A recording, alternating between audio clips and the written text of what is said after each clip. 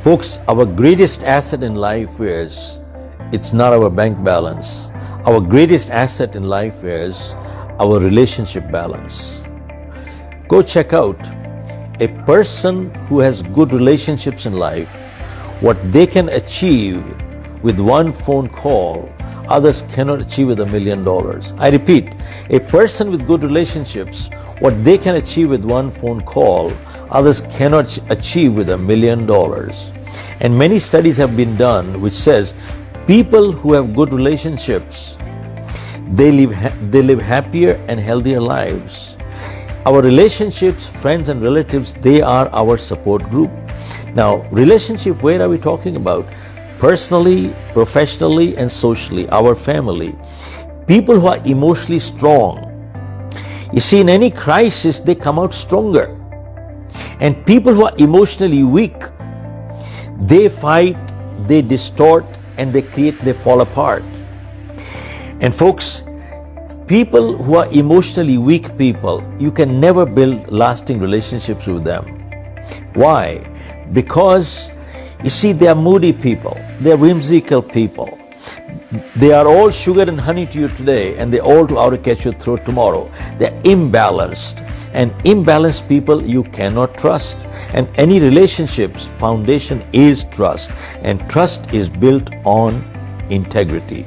Now, personally, professionally, there are many people who join groups like the Chamber of Commerce, BNIs, Rotaries, the Lions, to network, and they think they're building relationships. And their definition of relationship is make connections with these people because someday they could be useful. Now, usefulness goes, friendship also goes. There is no relationship. They are only takers. They are parasites only to suck whatever they can get. They are only takers. And relationships are never built on taking. They are always built on giving. In Singapore, we have an office there.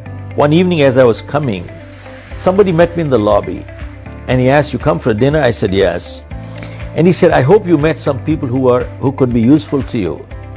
I felt like giving him a little bit of peace of my mind. See, all he was talking was, I hope you met some people who could be useful. He was only looking for what he could get out of it. He does not understand that meeting a good person is good enough. And that is the sad part. They are parasites. How do you build relationship with such people? Relationships are built on adding value addition to the relationship or to the other person where you need to give something in life. Now, there are 4 kinds of friendships in life. One is called the friendship of convenience. I have my neighbor, our kids are same age, we enjoy the same food, we laugh together.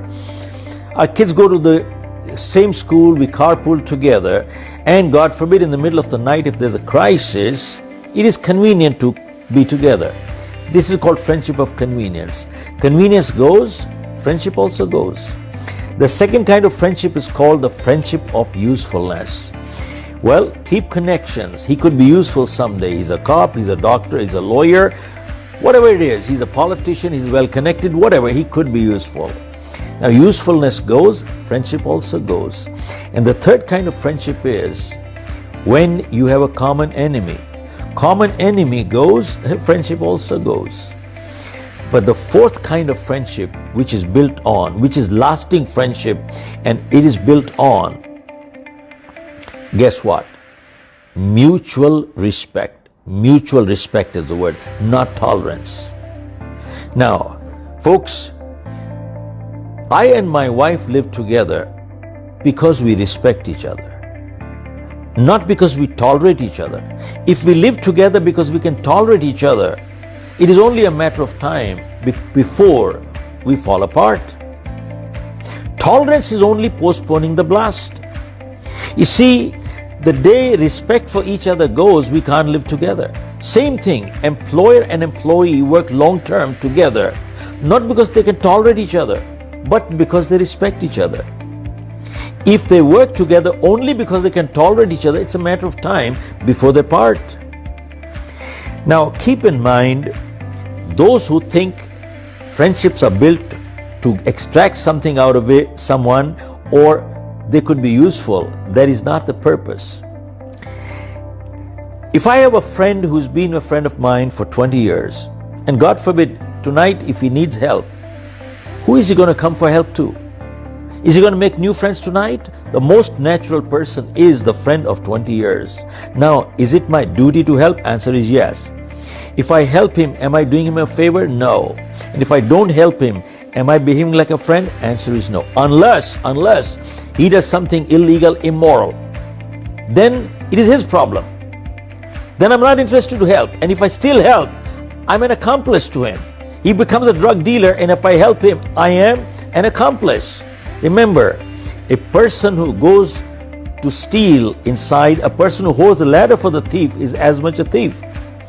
This is the time to part company because my loyalties are to my values. This is the time to part. But important thing is,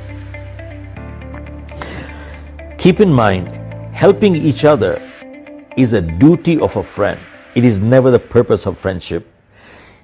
If it's purpose finishes, friendship finishes. Helping each other always remains incidental to friendship.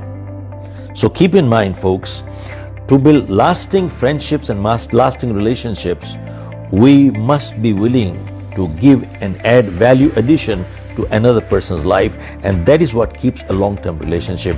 They are strong bonds. Go build it. You will live a much healthier and happy life.